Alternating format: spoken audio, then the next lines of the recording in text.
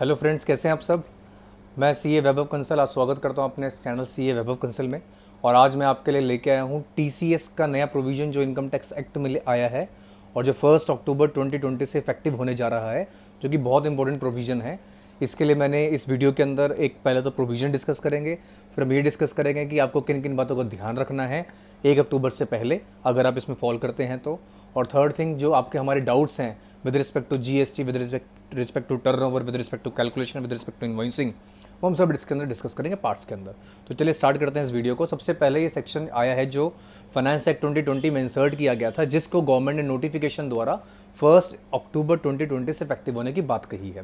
The section is section 206C(1H) of income tax act, जो कि TCS का provision है। ठीक है, टैक्स कलेक्टेड एट सोर्स। बहुत सारे लोगों को टीडीएस तो पता है, टीसीएस कईयों को नहीं पता है। इट्स लाइक कि सेलर यानी जो जैसे टीडीएस कौन काटता है, जो रिसीवर ऑफ द सर्विस या गुड्स होता है, राइट। तो टीडीएस कैसे करता है जी, मेरे को 100 रुपये की पेमेंट आपको करनी है, मैं 90 रुपये की करूंगा, 10 रुपये की अपने पास रख लूंगा, 10 रुपये की गवर्नमेंट को जमा करवाऊंगा, आपको टीडीएस सर्टिफिकेट मिलेगा उसका। ठीक है, या फिर आपके 26AS में हिट करेगा और आप उसका क्रेडिट उठा सकते हैं। वैसे ही टीसीएस सेलर कलेक्ट करता है, टैक्स कलेक्टेड एट सोर्स। ये काफ़ी सारे अनऑर्गेनाइज सेक्टर्स के अंदर लाया गया था इनिशियली, लेकिन 1H के प्रोविजन के जरिए, वह बहुत इंपॉर्टेंट बात बता रहा हूँ आपको, जो बचे हुए गुड्स हैं उन पे लाया गया है। तो जो गुड्स ऑलरेडी कवर्ड हैं उनकी बात नहीं कर रहा है सबसेक्शन 1H, ये बात कर रहा है जो बचे हुए गुड्स हैं, राइट। तो मैं बचे हुए गुड्स की यहाँ पे बात करने जा रहा हूँ आपसे। तो प्रोविजन कैसे इफेक्टिव है वो सुनिए, किसके लिए इफेक्टिव है। अगर आपका टर्नओवर, आप एक सेलर हैं, सेलर की बात कर रहा हूँ, बीइंग अ सेलर, सुनिएगा इसको। अगर आपका टर्नओवर, वैसे इंपॉर्टेंट बायर के लिए भी है ये, क्योंकि बायर की जेब से पैसा जा रहा है जी। ठीक है, वो अलग बात, उसका क्रेडिट मिल जाएगा, लेकिन उसकी जेब से पैसा जा रहा है। तो this video is important to seller and buyer as well. लेकिन सेलर, जिस सेलर का टर्नओवर पिछले फाइनेंशियल ईयर में 10 करोड़ से ज़्यादा होगा, टर्नओवर क्या है मैं बताऊंगा अभी एफएक्यूज के पार्ट में, अपने थर्ड पार्ट में। जिस सेलर का टर्नओवर 10 करोड़ से ज़्यादा होगा पिछले फाइनेंशियल ईयर में, उस पे ये प्रोविजन एप्लीकेबल हो जाएगा। दैट इज 1920 में अगर आपका टर्नओवर 10 करोड़ से ऊपर है तो आपके ऊपर ये प्रोविजन एप्लीकेबल हो जाएगा 1 अक्टूबर 2020 से, करेक्ट। इसके अलावा किन किन लोगों का टीसीएस काटना है सर? क्या हमें सारी ही सेल पे टीसीएस काटना है, चाहे हमारी काउंटर पे 100 रुपये की सेल हो? जी नहीं, उन कस्टमर्स का काटना है। आप उन कस्टमर से टीसीएस कलेक्ट करना है। अगर मैं आपको काटना भी बोल रहा हूँ इस वीडियो में, तो कलेक्शन ही है बेसिकली वो, क्योंकि जनरली हम टीडीएस को काटने की बात करते हैं तो वही लैंग्वेज यूज़ करते हैं। तो इट इज़ कलेक्शन, राइट। तो अगर आप किसी कस्टमर से साल में 50 लाख रुपए से ऊपर के गुड्स बेचते हो, अगर आप किसी कस्टमर को साल में 50 लाख रुपए से ऊपर के गुड्स बेचते हो, तो उससे टीसीएस कलेक्ट करना है बियॉन्ड 50 लाख, यानी 50 लाख तक पर कस्टमर को एग्जम्पशन दी गई है। ठीक है, पर कस्टमर आपको एग्जम्पशन दी गई है 50 लाख तक। 2 क्राइटेरिया फॉलो करने हैं। पहली बात आपको देखना है 1 अक्टूबर से आपके ऊपर एप्लीकेबल है या नहीं है, वो आपको चेक करना पड़ेगा। 19-20 की बैलेंस शीट उठाओ, उसमें टर्नओवर चेक करो, 10 करोड़ से ज़्यादा आता है तो आप एप्लीकेबल हो। अब एप्लीकेबल होने के बाद किसका टीसीएस कलेक्ट करना है वो आपको देखना पड़ेगा। अपने लिस्ट डाउन करो डेटर्स या कस्टमर्स, राइट। और उन कस्टमर्स को लिस्ट डाउन करके देखो भी साल में 50 लाख रुपए से ऊपर की सेल किसको है, तो ऊपर वाले अमाउंट पे टीसीएस कलेक्ट करना आपकी लायबिलिटी बन जाती है। ठीक है दोस्तों, ये एक प्रोविजन बन जाता है आपका। ओके, तो उसके अलावा कितना रेट लगेगा इस पे? The rate is 0.1%। The rate is 0.1%। ठीक है दोस्तों। और अगर आपके कस्टमर ने आपको आपका उसका पैन नंबर नहीं दिया तो रेट बढ़ के 1% हो जाएगा। तो कितना मार्जिन है? 0.1 और 1% में बहुत बड़ा मार्जिन है। तो गवर्नमेंट ये चाह रही है बेसिकली जो कस्टमर है वो आइडेंटिफाइड हो, उनका पैन नंबर लिया जाए और उनका टीसीएस कलेक्ट किया करे सेलर टीसीएस कलेक्ट करके सरकार को जमा करवाए, अभी मैं कंप्लायंस पार्ट में बताऊंगा, और उसका वो सर्टिफिकेट बायर को दे दे और बायर उसका क्रेडिट क्लेम करके सरकार से वो पैसा ले ले। तो बेसिकली मिल जाएगा क्रेडिट।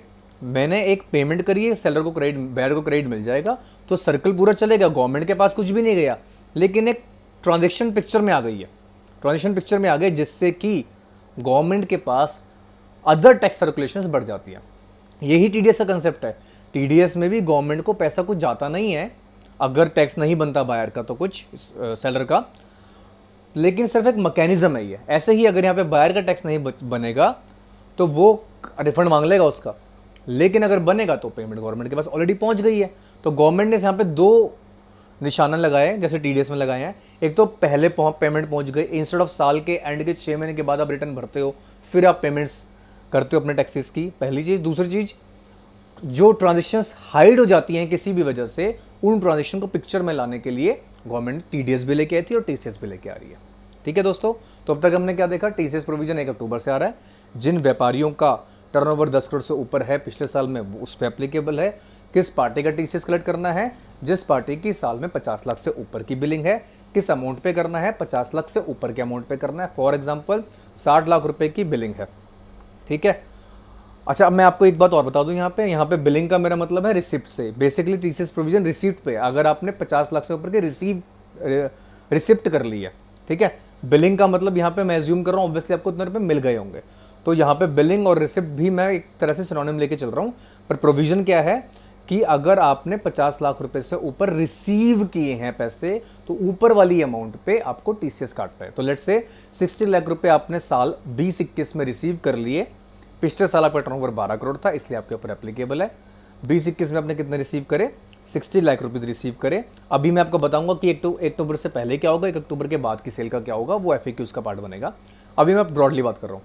तो फिर 60 लाख आपने रिसीव करे, 50 लाख रुपये तक आपको टीसीएस कलेक्ट नहीं करना है। 10 लाख रुपए पे आपको टीसीएस कलेक्ट करना है 0.1%, अगर उसका पैन है तो, 1% उसका पैन नहीं है तो। ठीक है दोस्तों, ये वाली बात समझ आती है आपको? ठीक है, अभी मैं बताऊंगा कि 60 लाख का ब्रेकअप वगैरह भी करके दिखाऊंगा आपको, ठीक है। अच्छा, अब जब आपको ये टीसीएस कलेक्ट करना है, जब आप ये टीसीएस कलेक्ट कर लेंगे गवर्नमेंट को देने के लिए, तो इस टीसीएस का कलेक्ट करना क्या है, कंप्लायंस क्या क्या है, आपको वो ध्यान में रखनी पड़ेगी। कंप्लायंस जो है बहुत इंपॉर्टेंट है। कंप्लायंस के लिए आपके पास टैन नंबर होना चाहिए, ऑलरेडी है तो वो यूज़ कर सकते हैं, वरना नया भी अप्लाई कर सकते हैं। 1 अक्टूबर से पहले अप्लाई कर लीजिए, आ जाएगा आपका टैन नंबर। दूसरी बात, आपको अपने इनवॉइसेस रेडी रखनी है अपनी तैयार करने के लिए, क्योंकि देखो प्रोविजन है टीसीएस का रिसिप्ट पे। सबसे इंपॉर्टेंट मैं बता रहा हूँ, हम जब इनवॉइस करते हैं उस टाइम कभी कभी हमें पैसा मिल जाता है, कभी कभी डेटर्स बन जाते हैं और वो बाद में पैसा मिलता है। अब गवर्नमेंट कह रही है कि रिसीव करने के टाइम पे आपको टीसीएस की लायबिलिटी आएगी।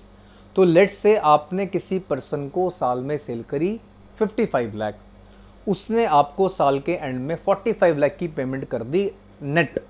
कहते जी डिस्काउंट सब काट कूट के 45 लाख की पेमेंट पकड़ो, खत्म, हमारा अकाउंट क्लोज कर दो इस साल का। आपने पकड़ लिया जी, आपको डिस्काउंट आपका हिसाब किताब बन रहा था तो आपने डिस्काउंट लेके इसको क्लोज कर दिया। तो नाउ द क्वेश्चन इज कि जब आप इनवॉइस रेज करेंगे 55 लाख का, उस टाइम टीसीएस इनवॉइस पे लगाएंगे या नहीं लगाएंगे?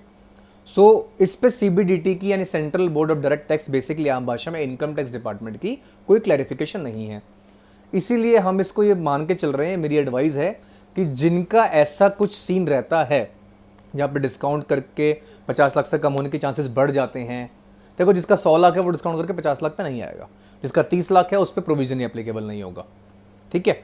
तो जहाँ पे ऐसे कस्टमर्स हैं उनको आइडेंटिफाई कर लें और उनको आप इनवॉइस करते टाइम टीसीएस की बिलिंग ना करें, एक डेबिट नोट बाद में रेज करें अगर 50 लाख से ऊपर है तो टीसीएस के लिए, और अगर नीचे है तो वो डेबिट नोट रेज करने की जरूरत नहीं है। इसके अलावा 100 लाख 80 लाख 90 लाख वालों को आप इनवॉइस के टाइम पे ही टीसीएस का अमाउंट दे दीजिए बिलिंग में लगा के, और फिर जब कलेक्शन होगी तो आपको मिल जाएगी। ये मेरी एडवाइस है, पर्सनल ओपिनियन है, हम लोग अपने क्लाइंट्स के लिए ऐसा ही फॉलो कर रहे हैं, ठीक है। मैं दोबारा बोल रहा हूँ, अगर आपके किसी कस्टमर से 30 लाख की रिसिप्ट है साल में मोटा मोटी, तो आपको उस पर कलेक्शन है ही नहीं।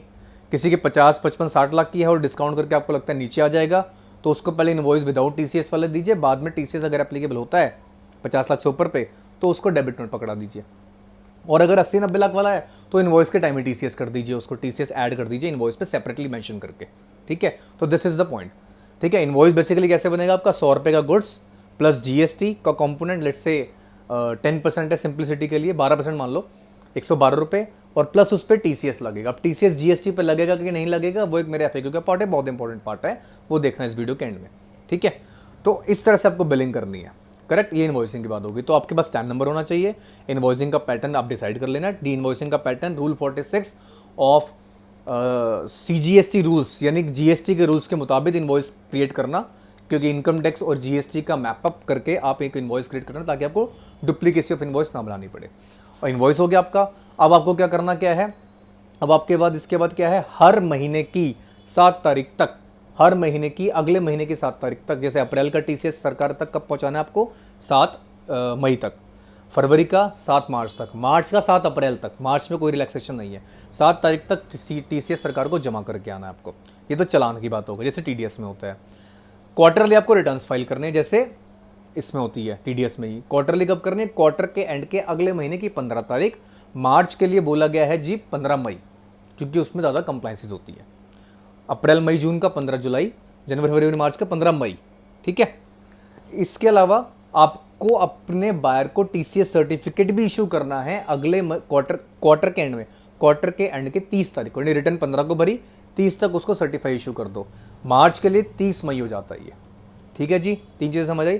तीनों चीज़ों के अंदर जो आपके फॉर्म्स हैं वो कुछ इस तरह से हैं। चलान 281 में जाएगा आपका, टीसीएस की रिटर्न 27EQ में जाएगी और टीसीएस का सर्टिफिकेट 27D में जाएगा। डेट्स मैंने आपको बताई दी है, राइट। तो this with the compliance part, कि ये कंप्लायंस पार्ट आपको ध्यान रखना पड़ेगा। 10 नंबर होना चाहिए, प्लस आपका आइडेंटिफाइड कर लो अपने कस्टमर्स ऑलरेडी कि कैसे कैसे उनको टीसीएस किस पे कलेक्शन होना है और कब 7 तारीख को जमा करवाना, 15 तारीख को रिटर्न भरनी, 30 तारीख तक सर्टिफिकेट देना। मार्च के महीने की dates with respect to return and certificate अलग है, चलान की अलग नहीं है, साथ ही है 7 अप्रैल, ठीक है जी। तो ये बात हो गई कंप्लायंस की। अब बात करते हैं काफ़ी सारे डाउट्स जो मेरे सामने मेरे क्लाइंट्स, मेरे व्यूअर्स के द्वारा आए गए हैं, उसको मैंने सम अप करके एक जगह पे लिख लिया है और मैं उसके लिए आपको एक चीज़ सामने बताने जा रहा हूँ, ठीक है। एक एक करके उठाते हैं, ठीक है। इसमें सबसे पहले तो मेरे को ये पूछा जा रहा है, जो मेरे एक क्लाइंट ने और कस्टमर्स ने, किसी ने भी कह सकते हैं, पूछा था, वो पूछा था जी टर्नओवर जो है उसमें क्या सर्विसेज का पार्ट आएगा 10 करोड़ या 50 लाख गिनने के लिए। मान लो मैं कोई ऐसा सेलर हूँ, सप्लायर हूँ जो गुड्स भी दे रहा है और सर्विस भी दे रहा है, तो क्या मेरे टर्नओवर में सिर्फ गुड्स काउंट होगा, क्योंकि टीसीएस प्रोविजन तो गुड्स पे है, टीसीएस प्रोविजन तो गुड्स पे है, सर्विस पे है नहीं, तो क्या टर्नओवर में काउंट होगा? तो in my opinion the answer is yes. CBDT ने अपने गाइडेंस नोट में भी, आईसीएआई ने अपने गाइडेंस नोट में भी, फाइनेंशियल स्टेटमेंट का गाइडेंस नोट आया था उनका, उसमें टर्नओवर के अंदर sale of goods and services को रखा हुआ है। तो in my opinion and industry practice is कि टर्नओवर काउंट करते हुए 10 करोड़ या 50 लाख आपको सर्विसेज को भी काउंट करना है, सर्विसेज को भी काउंट करना है, राइट। ये बात हो गई। टर्नओवर काउंट करते हुए क्या जीएसटी को काउंट करना है उसके अंदर, क्या जीएसटी कंपोनेंट को काउंट करना है? फॉर एग्जांपल आपके 90 लाख की सेल है और आपका उसके ऊपर 12 लाख का, सॉरी 9 करोड़ की सेल है आपकी और 1 करोड़ 2 लाख 20 लाख रुपए का आपके ऊपर जीएसटी भी है, तो बेसिकली 10 करोड़ 20 लाख रुपए की सेल हो गई आपकी। तो क्या ये टर्नओवर के अंदर काउंट होगा? तो अभी यहाँ पे सीबीडीटी साइलेंट है कि टर्नओवर में जीएसटी काउंट होगा या नहीं होगा। सीबीडीटी मतलब भाई central board of direct taxes, income tax department silent है, उन्होंने कोई भी नोटिफिकेशन नहीं जारी करी इसके लिए, कोई भी क्लैरिफिकेशन जारी नहीं की इसके लिए कि टर्नओवर के अंदर क्या जीएसटी कंपोनेंट भी काउंट होगा। इन माय ओपिनियन 1H के अंदर 206C 1H के अंदर सेल कंसिडरेशन वर्ड यूज किया हुआ है। Sale consideration in my opinion GST से एक्सक्लूड होता है, लेकिन क्योंकि इसके ऊपर कोई क्लैरिफिकेशन नहीं है तो मैं आप लोगों को ये ओपिनियन दूंगा, या हम अपने क्लाइंट्स के लिए क्या वो लगा रहे हैं, पर्सनल मेरी एडवाइस ये है आपको कि आप 9 crore plus 1.2 crore of GST, that is 10 crore 20 lakh, 10 crore 20 lakh पिछले साल का अगर टर्नओवर है इंक्लूडिंग जीएसटी, तो आप एप्लीकेबल हो जाएंगे और आप टीसीएस प्रोविजन फॉलो करना। This is my personal opinion, there may be contrary view, जिससे मैं सपोर्ट करता हूं कि 9 करोड़ रुपए ही आपका होना चाहिए turnover. GST is not part of your turnover, वो बैलेंस शीट आइटम बनता है जाके, आपका लाइबिलिटी एसेट बनता है जाके। सेल्स टर्नओवर में हम कभी भी जीएसटी कंपोनेंट नहीं लेते हैं, लेकिन क्योंकि सीबीडीटी की क्लैरिफिकेशन नहीं है इसके ऊपर, इसलिए सेफर साइड के लिए, ताकि आपके ऊपर कोई लिटिगेशंस ना आए, आप टीसीएस प्रोविजन में लग जाना। देखो आपको कुछ जानना नहीं है, कस्टमर से बात करने वाली बात है कि जी ऐसे ऐसे हमारे को कंप्लायंस करना पड़ेगा, और वैसे भी कस्टमर को आपको टर्नओवर तो पता नहीं होता ना, तो आप तो टीसीएस प्रोविजन लग रहा है तो लग रहा है गवर्नमेंट का, तो आप कस्टमर्स को बोल सकते हैं जी टीसीएस प्रोविजन लग रहा है, आपका टैक्स नहीं बन रहा तो आप रिफंड ले लीजिएगा, बन रहा है तो ठीक है मेरे को दे दीजिएगा। तो इस सिंपल सी बात है, तो मेरे हिसाब से आप इसको कवर कर लेना। दूसरे एफएक्यूज पूछे जा रहे हैं कि क्या सिर्फ गुड्स ही कवर है, सर्विस कवर नहीं है? The answer is only goods cover है, मैं पहले ही बता चुका हूँ आपको, ठीक है। अच्छा, अब सबसे इंपॉर्टेंट एफएक्यू पूछा जा रहा है कि सेल 1 अक्टूबर से पहले हो रही है तो उसका क्या करेंगे। जैसे फॉर एग्जांपल मैंने एग्जांपल क्रिएट किया हुआ है, सेल मान लो आपकी 70 लाख है, ठीक है, 70 लाख की सेल है, आपको पूरे साल की सेल है। अब यहाँ पे रिसिप्ट की बात करते हैं, क्योंकि मैं ये नहीं कर रहा सेल कब होगी, क्योंकि प्रोविजन रिसीव्ड पे है। 1 अक्टूबर से पहले आप 30 लाख रुपए डेटर से रिसीव कर चुके हैं, 1 अक्टूबर के बाद 40 लाख रुपए रिसीव किया, तो टीसीएस किस अमाउंट पे लगेगा। तो पहले 30 लाख पे 1 अक्टूबर से पहले तो लगने का मतलब ही नहीं है, लेवी नहीं होता, क्योंकि प्रोविजन इफेक्टिव नहीं है। उसके बाद 30 से लेकर जो 40 लाख बचे हैं, उस 40 लाख को 2 हिस्सों में तोड़ना पड़ेगा। पहले 30 को 20 तक बचाओ, मतलब 50 तक बचाओ, क्योंकि 50 तक तो एग्जाम्प्ट है मेरा। 30 पहले मिल गए थे, 40 में से 20 और जोड़े 50 आ गए, उस पर भी टीसीएस की एप्लीकेबिलिटी नहीं है, उस पर भी टीसीएस आपको कलेक्ट नहीं करना। बैलेंस जो 20 लाख रुपए है, यानी 70 minus total sale minus 50 lakh रुपए इस 20 लाख रुपीज, उस 20 लाख पे आपको टीसीएस कलेक्ट करना है 0.1% या फिर 1% as the case may be. दोबारा बोल रहा हूँ, टोटल सेल मेरी आपकी आ गई है 70 लाख रुपए, 30 लाख रुपए आपको पहले मिल गए, 40 लाख रुपए बाद में मिले, 50 लाख तक एग्जाम्प्ट है, तो 30 और 20 50 एग्जाम्प्ट हो गए, 20 बचे हुए हैं, उस पर टीसीएस कलेक्शन होगी। इसके अलावा 70 लाख की ही सेल है, मान लो आपके सेकंड एग्जाम्पल, उसमें से 55 लाख रुपए आपको 1 अक्टूबर से पहले रिसीव हो चुके हैं, और बाकी 15 लाख रुपए आपको रिसीव हो रहे हैं, अक्टूबर के बाद। तो क्या टीसीएस प्रोविजन एप्लीकेबल है? इन माय ओपिनियन 15 लाख पे आपको टीसीएस देना चाहिए, कलेक्ट करना चाहिए, ऑब्वियसली सरकार को देना चाहिए, 55 लाख पे नहीं। अब बचे हुए वो 5 लाख का क्या करें, 50 लाख से ऊपर तो 5 लाख भी हैं। देखो, प्रोविजन 1 अक्टूबर से पहले एप्लीकेबल नहीं था, तो उन 5 लाख में मेरे हिसाब से टीसीएस की कलेक्शन की लायबिलिटी नहीं बनेगी, तो वो आप छोड़ सकते हैं, to my opinion, right. This is the very important aspect, ठीक है। मैं दोबारा बोल रहा हूँ कि 1 अक्टूबर से पहले अगर आपको 50 लाख से कम रिसीव हुए हैं तो 1 अक्टूबर के बाद 50 लाख का वेट करें और 50 लाख के ऊपर टीसीएस कलेक्ट करें। 1 अक्टूबर से पहले 50 लाख से ऊपर रिसीव हो चुके हैं, तो 1 अक्टूबर के बाद जैसे ही पैसा रिसीव होता है तो आप उसको टीसीएस में डाल देना, ठीक है। अच्छा, एडवांस पेमेंट्स का बड़ा रोल है इसके अंदर। जी, एडवांस पेमेंट आ गई है तो टीसीएस कलेक्शन लेविबिलिटी होगी। जी हाँ, आपने इनवॉइस नहीं किया है तो भी टीसीएस लगेगा आपका। अगर आपके पास साल में 50 लाख रुपए से ऊपर का एडवांस आता है तो ऊपर वाले अमाउंट पे टीसीएस लगेगा, क्योंकि टीसीएस कलेक्शन पे है, रिसीट पे है, ना कि इनवॉइसिंग पे है। सर, अगर एडवांस मैंने रिसीव किया और सेल ऑफ गुड्स बाद में नहीं हुआ तो देखिए दोस्तों, इसके अंदर दो तरीके हो सकते हैं। आपने एडवांस रिसीव किया, गुड्स सेल नहीं करी, तो आप उस ट्रांजेक्शन, और सरकार को भी टीसीएस जमा नहीं करवाया, आपने टीसीएस तो कलेक्ट कर लिया पर टीसीएस जमा नहीं करवाया सरकार को, तो आप उस ट्रांजेक्शन को टीसीएस सरकार को मत जमा करवाओ, ठीक है। तो ट्रांजेक्शन क्लीन हो गई आपकी। नेक्स्ट, अगर आपने सरकार को टीसीएस जमा करवा दिया, सेल ऑफ गुड्स बाद में कैंसिल हुआ, तो इस केस में आपने जमा करवाया, यस करवाया, उसको क्रेडिट मिल गया, आपकी जेब से कुछ गया नहीं गया, मैंने लिया था और जमा करवा दिया, उसकी जेब से एक बार पैसा गया हो, उसको क्रेडिट मिल जाएगा, हाँ मिल जाएगा, वापस पैसा उसके पास आ गया, तो ट्रांजेक्शन वैसे नलीफाई हो गई, रिफंड का प्रोविजन नहीं है। हाउएवर सीबीडीटी को इसके ऊपर कुछ क्लैरिफिकेशंस लानी चाहिए कि रिफंड का प्रोविजन भी इसके अंदर होना चाहिए। फॉर द टाइम बिंग, अगर आपने जमा करवा दिया तो वो क्रेडिट उठा लेगा, उसकी जेब से पैसा आया गया, आपकी जेब से पैसा आया गया, तो ट्रांजेक्शन नलीफाई हो गई, तो फाइनेंशियल लॉस किसी को भी नहीं हुआ, गवर्नमेंट के पास भी नहीं पैसा पहुंचा, तो ट्रांजेक्शन वैसे साफ हो गई। तो मेरे हिसाब से एडवांस का अगर कैंसिल हो जाता है, आपकी डील कैंसिल हो जाती है एडवांस के बाद, तो ये वाले तरीके आप अपना सकते हैं। अच्छा, बहुत इंपॉर्टेंट चीज़ ये है कि कोविड-19 की वजह से आपको ध्यान होगा 12 मई को एक अनाउंसमेंट आई थी टीडीएस के रेट्स को 25% कम करने की, जिसमें बोला गया था टीसीएस के रेट भी, सेक्शन 206 को कवर किया गया था, टीसीएस के रेट भी 25% कम हो जाएंगे 31 मार्च 2021 तक, कोविड की वजह से, ठीक है। आपने देखा होगा टीडीएस के रेट 25% तक एग्जम्प्ट किए गए हैं कुछ टाइम के लिए, 31 मार्च 2021 के लिए।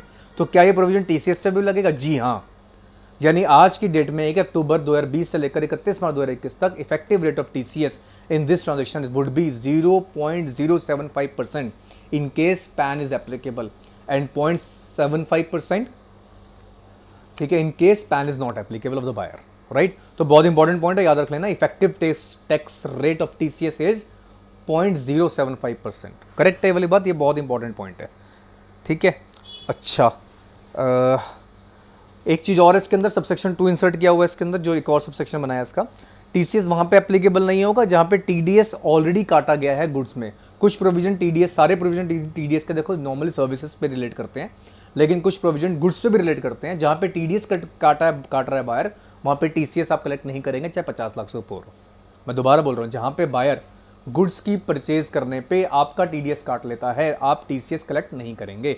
एक ही तो टैक्स लगेगा दोस्तों, बार बार थोड़ी लगेगा। बेसिकली ट्रांजेक्शन को ट्रैक करने वाली बात है। टीडीएस ने कर ली तो टीसीएस करने की जरूरत नहीं है।